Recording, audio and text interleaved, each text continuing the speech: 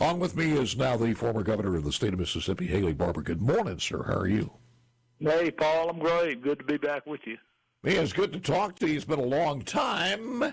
Well, so what are you doing now? Fully retired, playing golf, fishing, or still in politics working? No, I'm still working. I spend most of my time most of my work time at the Washington office of my firm that I started in 1987, and it's called BGR Group, and we're a lobbying firm. Got about 80 employees, and have some really great people. And then I have an office in Jackson, and live in Yazoo City. And we miss you, sir, and missed having you on the air because it was always good to have the governor on, and you were always with us every time we asked back in those days, and we thank you so very, very much. I do want to ask you this. It was a couple of things here, and we have two segments with you, and if you don't mind, maybe on the first segment we'll just do the politics of what's going on in Washington, and I'd like to spend the second section just talking about the Hurricane Katrina, because that is coming up as far as the anniversary. It's hard to believe it's been this long, but on the 30th or on Thursday. Let's take politics first of all. You're in Washington, and you have an inside look that a lot of people don't have. Just give me your view of what is going on, and I think most of us understand she has a real good chance of winning this thing. Well, it's a very, very close race. We've had three close, well, this will be the third close presidential election in a row. We have essential parity between the two parties. The Democrats have a one-vote majority in the U.S. Senate. The Republicans have about a three-vote majority in the U.S. House. There are 27 Republican governors, 23 Democrat governors. You know, and historically, when we were at parity, we're all bunched up in the middle. Today we're at parity, and there is no middle. And that makes it a very unusual time. I started doing this in 1968, and it was the Nixon first presidential or first election for Nixon. I ran 30 counties in Mississippi, and of course George Wallace carried the state. The first time I ever saw a political poll, Paul, 6%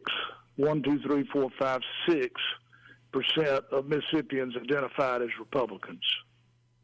And I used to laugh and say I really overperformed. Wallace got 14%. I mean, Nixon got 14% against Wallace.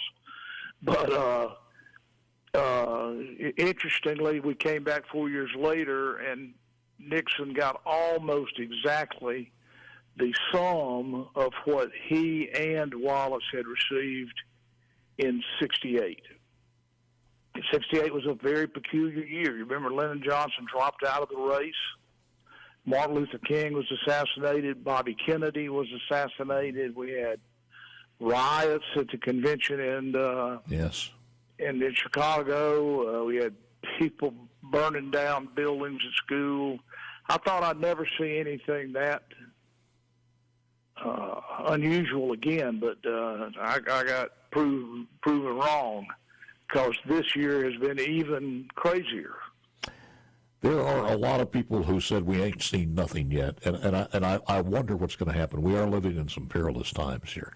And I mentioned a little bit earlier, from your perspective also, when there are two things that just, it blows the mind to believe that, it sounds like if it was a Latin American country, we would say, geez, come on, the State Department needs to take a look at this. But if a president opened its borders and flooded the country with possible votes, and the people were upset, and those who were upset at the election itself were put in prison. Just a lot of things going on that it's hard to believe they're going on in America. And the second part of that, it's also hard to believe that we're just letting it happen.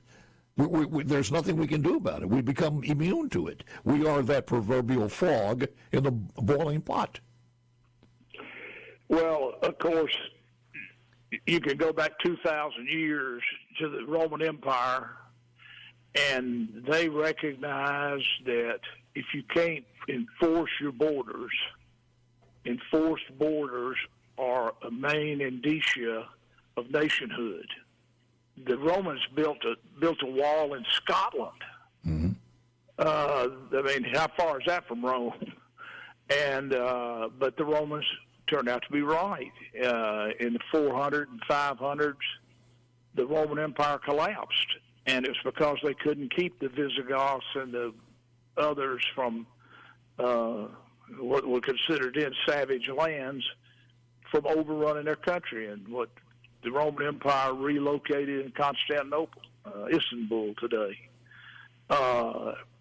There is no question that this violates every facet of Americanism and of a lot of other countries' history. Yeah. We are a nation of immigrants, but we're a nation of legal immigrants. You know, my great-grandfather came here from Ireland in the 1800s during the potato famine, and there, God knows how many families of, you know, Hispanics and Europeans and Asians and everything else you can dream of, but they came here legally.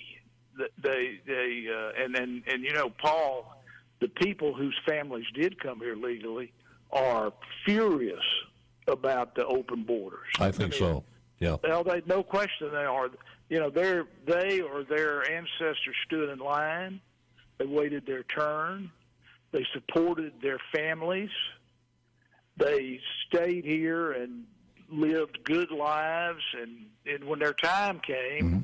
they got to become citizens by taking a test. They had to take a test to get allowed to become a citizen. So it's those people, I think, are going to very quietly and very overwhelmingly vote against the czar of the border, Kamala Harris. Yeah. Well, they also had to have a sponsor, number one, and had to have a job to go to. And as far as my grandparents on both sides are concerned, it would have been a sin if you didn't work your butt off to try to achieve something while you were here, but they came with that mindset to be, as old Phil Graham used to say, pull the wagon, not to come over here and ride the wagon. And we have a totally different group of people who are coming in now, and that's a shame. Well, it's unbelievable. I mean, first of all, there are 1,400,000 active duty military in the United States Armed Services. Mm. At least 8 times that many people have come here illegally in the Biden administration. Somewhere, the lowest estimates are 11 million. There's a new estimate of 12.6 million. There are a lot of people that think it's way more than that because we don't know. We don't know who they are. All right, but what does this do with this, Governor? Because she's already mentioned this, and if they had the House and the Senate and the White House, this would be a done deal. If that happens, the Supreme Court's gone too, by the way. But they do want to put this total amnesty. Every single illegal in this country will be made legal. I mean, they're not shy about saying that.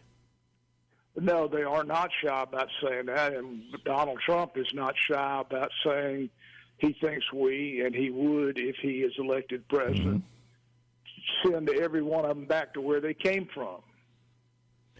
Which is going to be almost impossible, but if you can get 20 to 30% out, and certainly the worst ones, at least that's a start.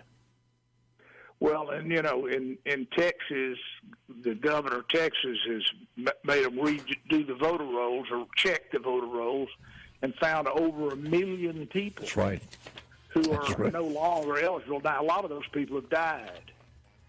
But a lot of those people are people who have come here illegally and gotten registered to vote. And you'll notice in states like Minnesota, where the vice presidential candidate is from, he has said publicly they all ought to get to vote. In California, Lord knows what's going on with ballot harvesting. We have a break coming up in a second or two. By the way, in California, they're getting ready to vote on this $150,000 home loan to every illegal. And we don't even talk about those 325,000 missing kids. Trump has brought this up over and over. Nobody cares about it. 325,000 missing kids somewhere in this country. Not enough time here. Let me do one more political question on here before we get to Katrina. Michael Whatley and Laura Trump are doing a good job. I think they're doing everything they possibly can. I got a stack of stories here like this one. Detroit's failure to hire Republican poll workers is the kind of bad faith Democrat interference that drives down faith in elections, said RNC Chairman Michael Whatley and RNC co-chair Laura Trump. I think they sued Detroit over hiring 7 times more Democrats than Republican poll workers in the primary. And so are these lawsuits going to make a difference, Governor? Well, I hope so. There's no question that constitutionally, our Constitution is written in a way to try to make elections fair, where everybody can vote, but everybody can't vote but once. Mm-hmm. That only people who are citizens can vote. You know, you can go back to Greece before Christ's time, and there was a difference between being a citizen and being a resident. And citizens had rights in Greece and Rome and in America that people who are residents don't have, and one of those is the right to vote. So we'll see how the courts rule. But it's interesting to me, Paul, that Biden and Kamala Harris have been saying Trump is the enemy of democracy. And then they want to let every illegal immigrant vote. They want to run all the polls with nothing but Democrats. Come on. Yeah. The other thing that stretches the credulity is the fact if you were hiring somebody at your firm or you were on a sports team and you looked at these two candidates and you said, all right, tell me the struggles, the preparatory things you did, all of the barbs you took to get here. And since you first announced for politics, and then you look at Donald Trump coming down the escalator, everything from the lawsuits, the impeachments, the investigations, the falsehoods, the assassination attempt, and the prospect of imprisonment. And then you look at Kamala Harris, and it's almost a joke. What was your path like? Well, not a single solitary vote.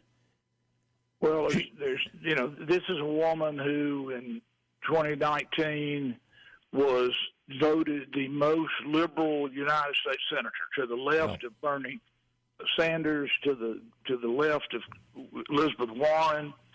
Then she's gotten one big job as vice president, and that is to be, quote, the czar of the border. Yeah.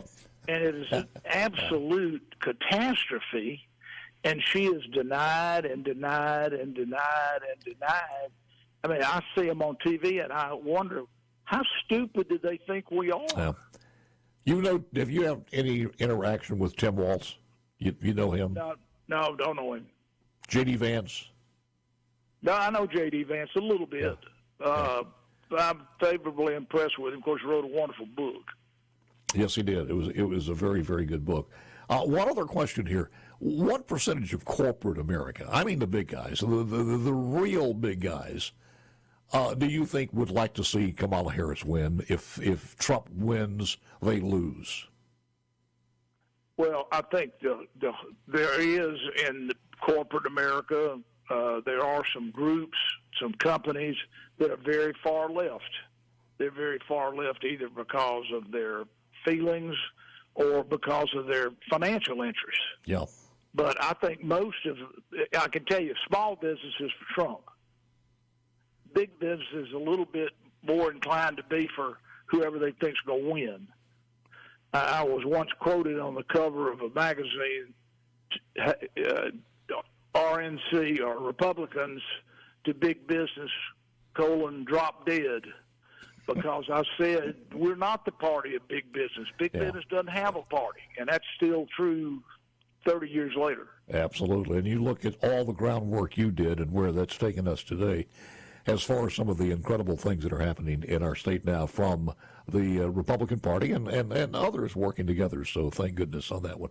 We're almost running out of time here, but now that we look back on it, and Thursday is the anniversary of Hurricane Katrina, any thoughts?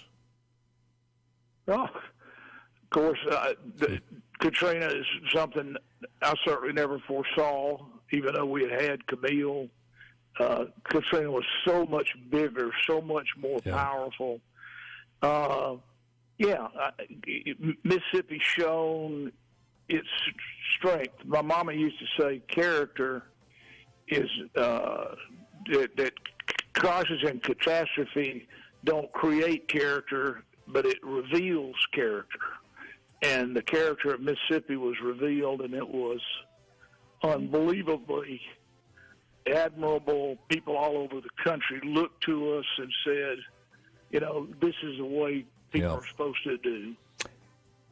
And I think that still works today, because one of the greatest things we have in the state, of course, is our people. See, here's the problem. We run out of time because you don't do this enough. If you don't mind, I'd love to call you back and we'll do it again. Governor, thank you, sir. Appreciate it very much. Thank you for taking the time. We got more coming up.